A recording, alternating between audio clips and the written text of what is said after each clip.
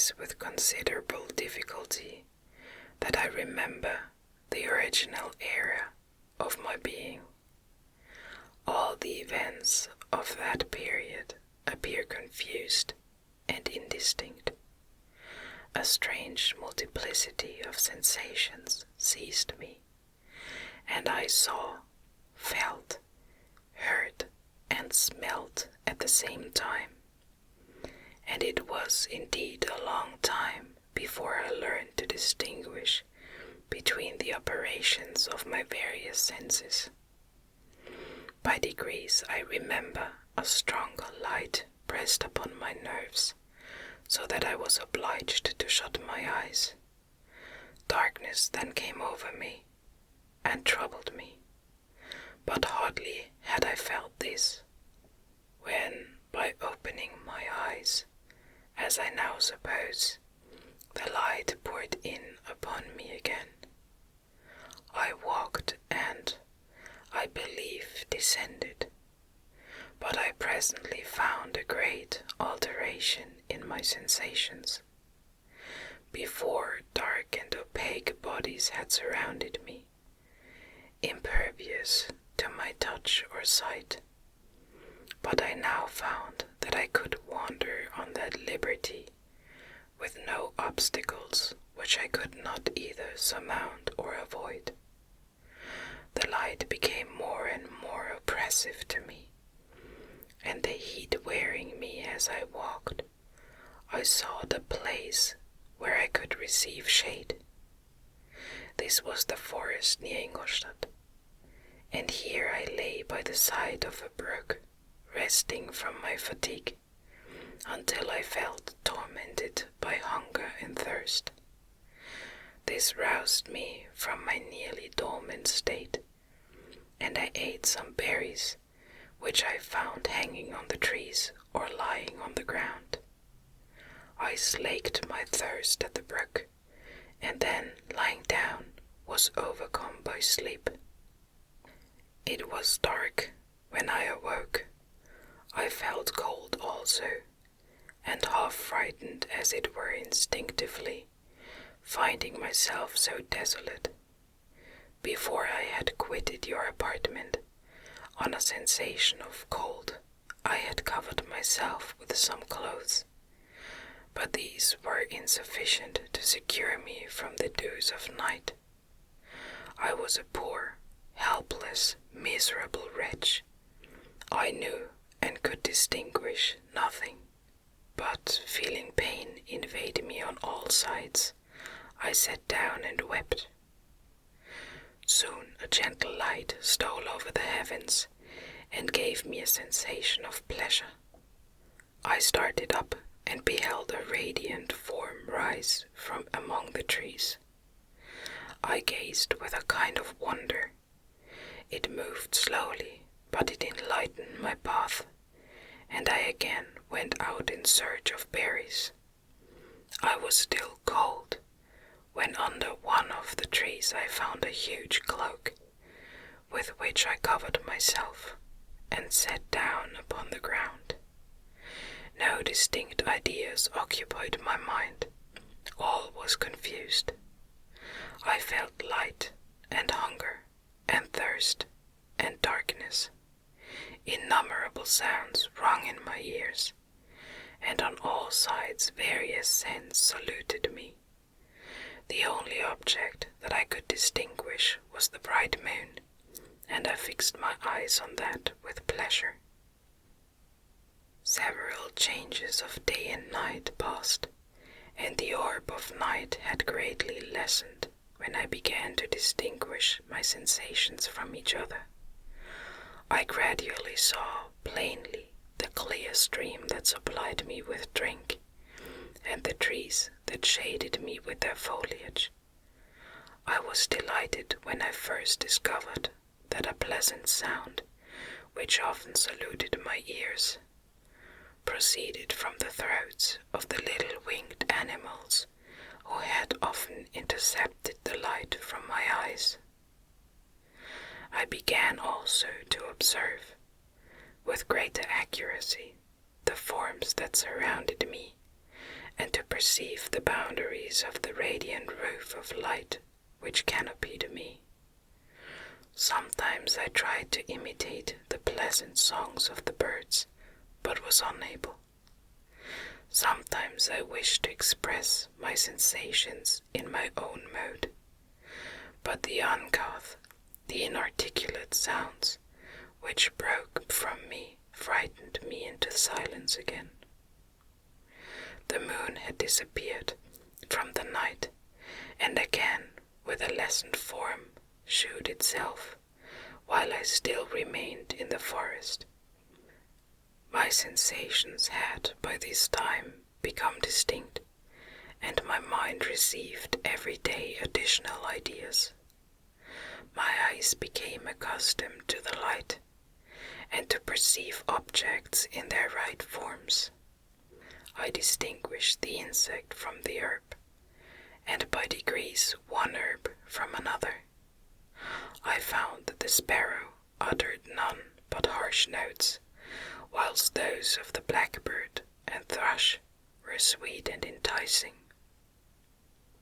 One day, when I was oppressed by cold, I found a fire which had been left by some wandering beggars, and was overcome with delight at the warmth I experienced from it.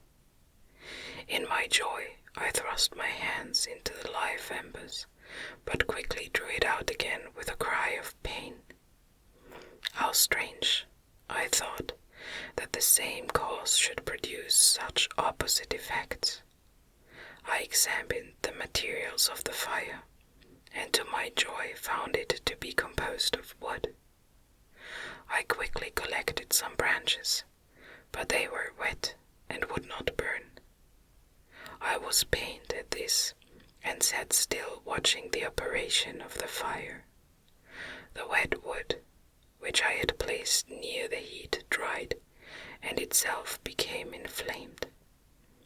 I reflected on this, and by touching the various branches, I discovered the cause, and busied myself in collecting a great quantity of wood, that I might dry it and have a plentiful supply of fire.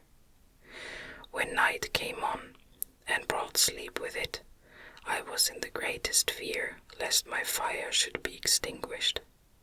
I covered it carefully with dry wood and leaves, and placed wet branches upon it, and then, spreading my cloak, I lay on the ground and sunk into sleep. It was morning when I awoke, and my first care was to visit the fire. I uncovered it, and a gentle breeze quickly fanned it into a flame.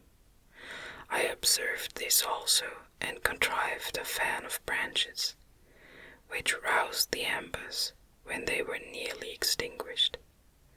When night came again, I found, with pleasure, that the fire gave light as well as heat, and that the discovery of this element was useful to me in my food, for I found some of the offals that the travellers had left had been roasted, and tasted much more savory than the berries I gathered from the trees. I tried, therefore, to dress my food in the same manner, placing it on the live embers. I found that the berries were spoiled by this operation, and the nuts and roots much improved. Food, however, became scarce, and I often spent the whole day searching in vain for a few acorns, to assuage the pangs of hunger.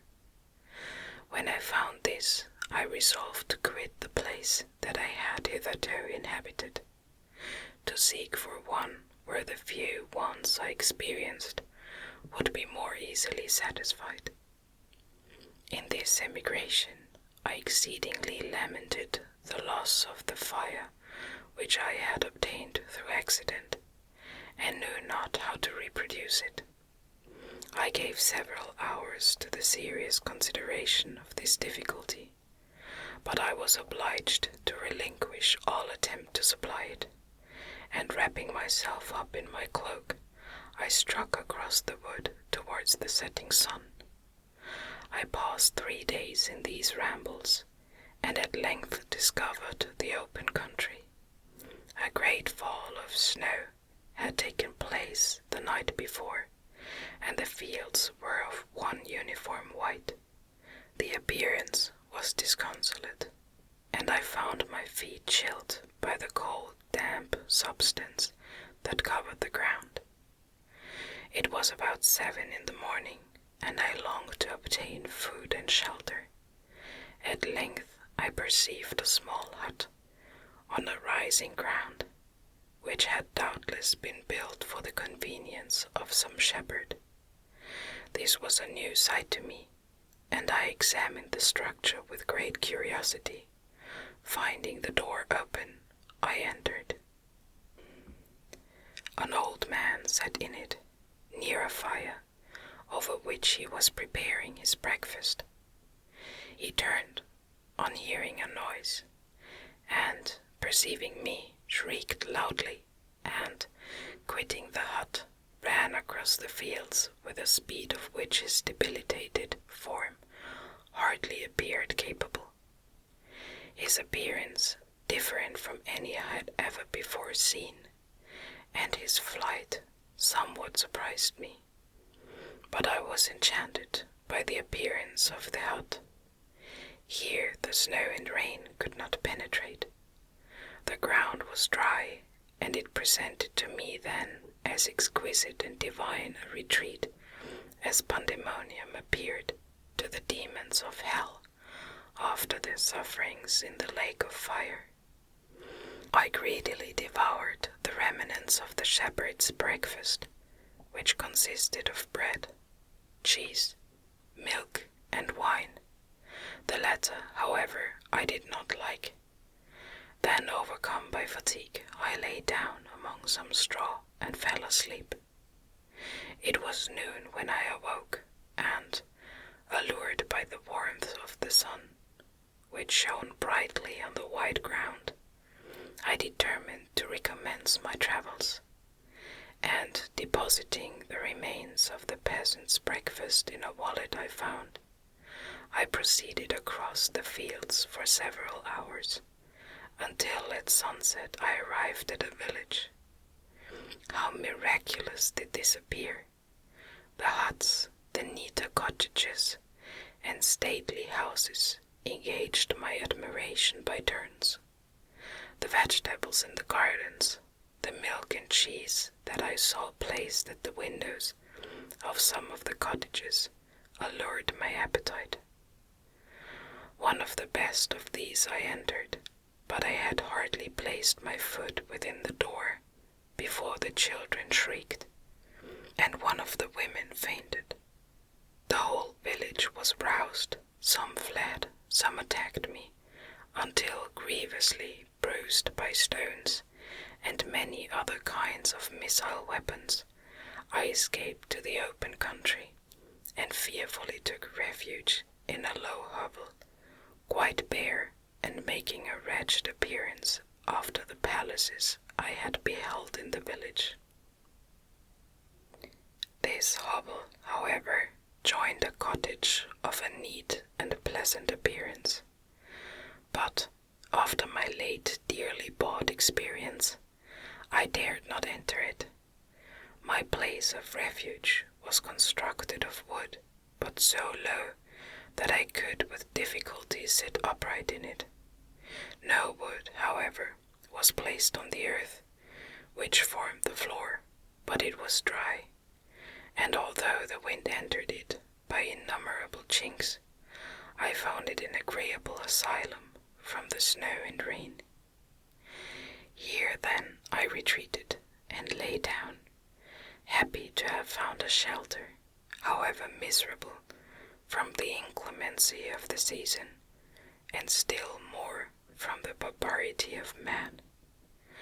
As soon as morning dawned, I crept from my kennel, that I might view the adjacent cottage, and discover if I could remain in the habitation I had found. It was situated against the back of the cottage, and surrounded on the sides, which were exposed by a big stile and a clear pool of water. One part was open, and by that I had crept in, but now I covered every crevice by which I might be perceived with stones and wood, yet in such a manner that I might move them on occasion to pass out. All the light I enjoyed came through the sty, and that was sufficient for me. Having thus arranged my dwelling, and carpeted it with a clean straw, I retired, for I saw the figure of a man at a distance, and I remembered too well my treatment the night before to trust myself in his power. I had first, however, provided for my sustenance for that day by a loaf of coarse bread, which I purloined, and a cup with which I could drink, more conveniently than from my hand, of the pure water which flowed by my retreat. The floor was a little raised, so that it was kept perfectly dry, and by its vicinity to the chimney of the cottage it was tolerably warm. Being thus provided, I resolved to reside in this hovel until something should occur which might alter my determination. It was indeed a paradise compared to the bleak forest, my former residence, the rain-dropping branches, and dank earth. I ate my breakfast with pleasure, and was about to remove a plank to procure myself a little water, when I heard a step, and looking through a small chink, I beheld a young creature with a pail on her head, passing before my hovel. The girl was young and of gentle demeanor, unlike what I have since found cottagers and farmhouse servants to be. Yet she was meanly dressed, a coarse blue petticoat, and a linen jacket being her only garb. Her fair hair was plaited, but not adorned. She looked patient yet sad. I lost sight of her, and in about a quarter of an hour she returned, bearing the pail, which was now partly filled with milk. As she walked along, seemingly incommoded by the burden, a young man met her, whose countenance expressed a deeper despondence. Uttering a few sounds with an air of melancholy, he took the pail from her head and bore it to the cottage himself. She followed, and they disappeared. Presently I saw the young man again, with some tools in his hand, cross the field behind the cottage, and the girl was also busied, sometimes in the house, and sometimes in the yard. On examining my dwelling, I found that one of the windows of the cottage had formerly occupied a part of it, but the panes had been filled up with wood. In one of these was a small and almost imperceptible chink, through which the eye could just penetrate. Through this crevice a small room was visible, whitewashed and clean, but very bare of furniture. In one corner, near a small fire, sat an old man, leaning his head on his hands in a disconsolate attitude. The young girl was occupied in arranging the cottage, but presently she took something out of a drawer which employed her hands, and she sat down beside the old man, who, taking up an instrument, began to play and to produce sounds sweeter than the voice of the thrush or the nightingale. It was a lovely sight, even to me, poor wretch, who had never beheld aught beautiful before. The silver hair and benevolent countenance of the aged cottager won my reverence, while the gentle manners of the girl enticed my love. He played a sweet, mournful air, which I perceived drew tears from the eyes of this amiable companion, of which the old man took no notice, until she sobbed audibly. He then pronounced a few sounds, and the fair creature, leaving her work, knelt at his feet. He raised her and smiled with such kindness and affection that I felt sensations of a peculiar and overpowering nature. They were a mixture of pain and pleasure, such as I had never before experienced, either from hunger or cold, warmth or food, and I withdrew from the window, unable to bear these emotions. Soon after this the young man returned, bearing on his shoulders a load of wood. The girl met him at the door, helped to relieve him of his burden, and, taking some of the fuel into the cottage, placed it on the fire. Then she and the youth went apart into a nook of the cottage, and he shewed her a large loaf and a piece of cheese. She seemed pleased, and went into the garden for some roots and plants, which she placed in water, and then upon the fire. She afterwards continued her work, whilst the young man went into the garden, and appeared busily employed in digging and pulling up roots. After he had been employed thus about an hour, the young woman joined him, and they entered the cottage together. The old man had, in the meantime, been pensive, but on the appearance of his companions he assumed a more cheerful air, and they sat down to eat. The meal was quickly dispatched. The young woman was again occupied in arranging the cottage. The old man walked before the cottage in the sun for a few minutes, leaning on the arm of the youth. Nothing could exceed in beauty the contrast between these two excellent creatures. One was old, with silver hairs, and a countenance beaming with benevolence and love.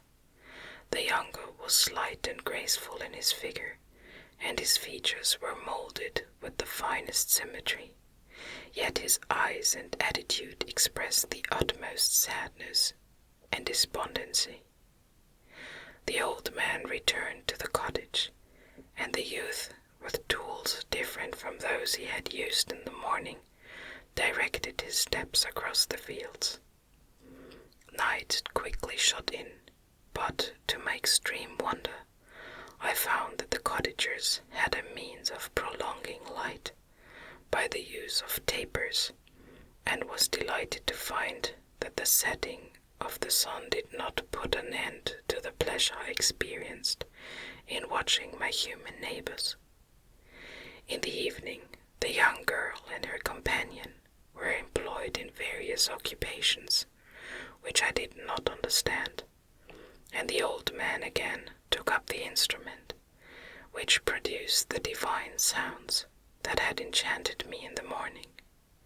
So soon as he had finished, the youth began not to play, but to utter sounds that were monotonous, and neither resembling the harmony of the old man's instrument or the songs of the birds. I since found that he read aloud, but at the time I knew nothing of the science of words or letters. The family, after having been thus occupied for a short time, extinguished their lights and retired, as I conjectured, to rest.